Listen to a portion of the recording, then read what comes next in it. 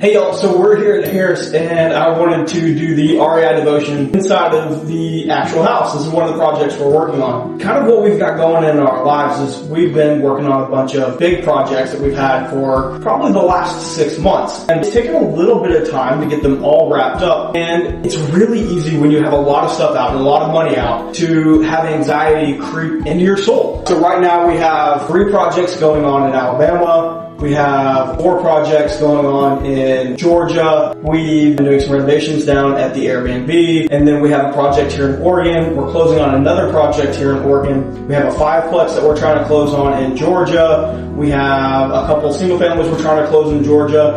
And it has been a lot. There's always money going out, not as much money coming in, and honestly it's been a bit of a challenge for me. When that happens, the easiest place to turn is to the Bible. So I want to read you guys a verse out of Luke.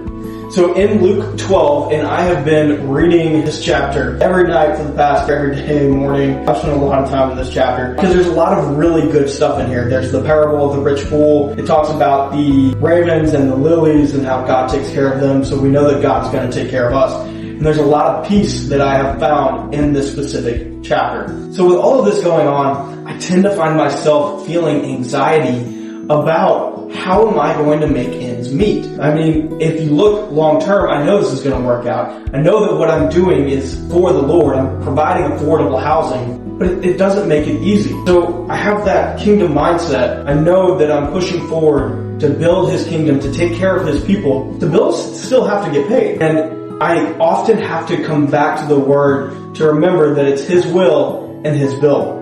So it says in Luke 12, verse 24, "Consider the ravens, for they neither sow nor reap, which has neither storehouse nor barn, and God feeds them. Of how much more value do I have in these birds?" And then a little farther down it says, "Consider the lilies, how they grow, neither toil nor spin. And yet I say to you, Solomon in all of his glory was not arrayed as these." And if you continue further down, it says, "Do not seek what you should eat or what you should drink, nor have an anxious mind.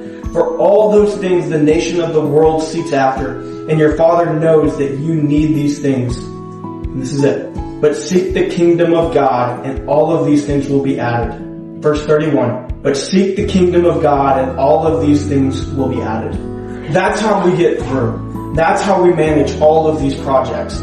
That's how we manage the money going out, the money coming in.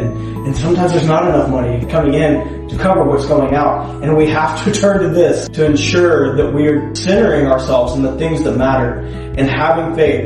And never once has the Lord abandoned us and not made sure that there's enough money in the account when there needs to be. Y'all have a blessed day.